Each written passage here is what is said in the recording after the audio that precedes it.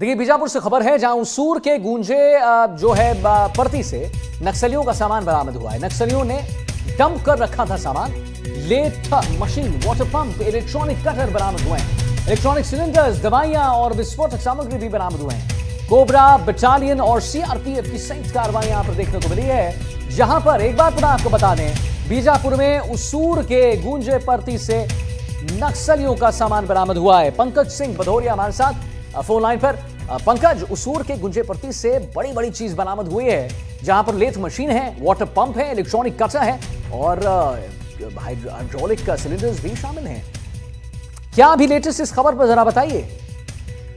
दरअसल देखिए, ये जो है उसूर के ये गुंजे परती इलाके में CRPF cobra battalion 196 young platoon और बस्तरिया जो बटालियन है वो सर्चिंग में निकली हुई थी। जवानों को सूचना थी कि इस इलाके में नक्सली किसी कैंप को लगा कर रखे हैं।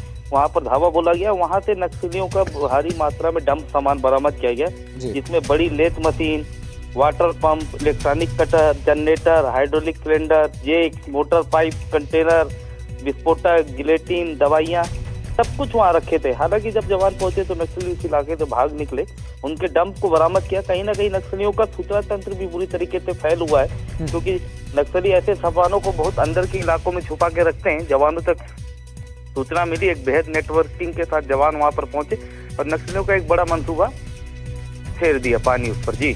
जी तो कहीं ना कहीं आप हमारे साथ बने रहिए, हम आते हैं आपके पास अगली खबर पे भी आपसे कुछ अपडेट लेंगे और अगली खबर की ओर बढ़ते हैं। देखिए, गौरेला पेंड्रा मरवाही से खबर है, जहां बलात्कार का आरोपी पुलिस हिरासत से फरार है। जी हां, कोर्ट परिसर से हथकड़ी छुड़ाकर आरोपी फरार हुआ है। पुलिस रिमांड पर लेने के लिए लाया गया था कोर्ट और आसपास झाड़ियों का सहारा लेकर भागने में सफल हुआ है। आरोपी की तलाश में जुटी हुई है पुलिस। तो गौरेला पेंड्रा मरवाही में बलात्कार का आरोपी पुलिस हिरासत से फरार, कोर्ट परिसर से हथकड़ी छुड़ाकर आरोपी फरार हो चुका है। पुलिस रिमांड पर लेने के लिए गया था कोर्ट और आसपास झाड़ियों का सहारा लेकर भागने में सफल रहा है।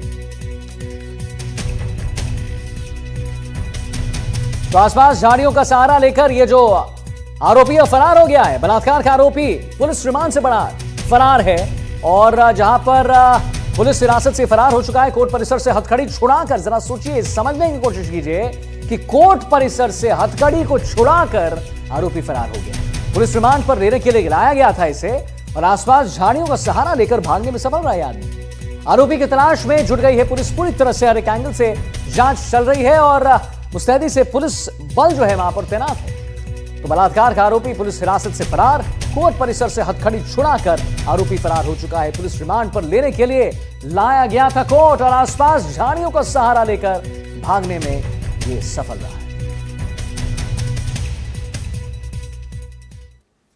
अब देखिए, बीजापुर में क्या हुआ है कि पारिवारिक विवाद में युवक की हत्या कर दी गई है। पत्थर से कुचलकर युवक की हत्या कर दी गई है। पुलिस ने आरोपी को गिरफ्तार किया है। जांगला थाने के गोंगला गांव का यह पूरा मामला है, जहां बीजापुर के गोंगला गांव में पारिवारिक विवाद में युवक की हत्या कर दी गई। आरोपी ने युवक की पत्थर से कुचलकर हत्या कर दी। पुलिस ने आरोपी को गिरफ्तार कर लिया है। तो पारिवारिक विवाद में युवक की हत्या, पत्थर से कुचलकर युवक की हत्या की गई है। पुलिस ने आरोपी को गिरफ्तार कर लिया है। जांगला थाने के गोंगला गांव का यह पूरा मामला है, जहां पर पारिवारिक विवाद में युवक की हत्या कर दी गई। पंकज हमारे साथ फिर से जुड़ रहे हैं। पंकज, पारिवारिक विवाद में युवक की हत्या कर दी जाती है, पत्थर से कुचलकर, बेरहमी से देखिए यहां पर युवक की हत्या होती है। ऐसी कौन सी बात हो गई थी? ऐसा कौन सा विवाद बढ़ गया था? पारिवारिक विवाद ऐसा कैसा कि भाई हत्या कर दी गई?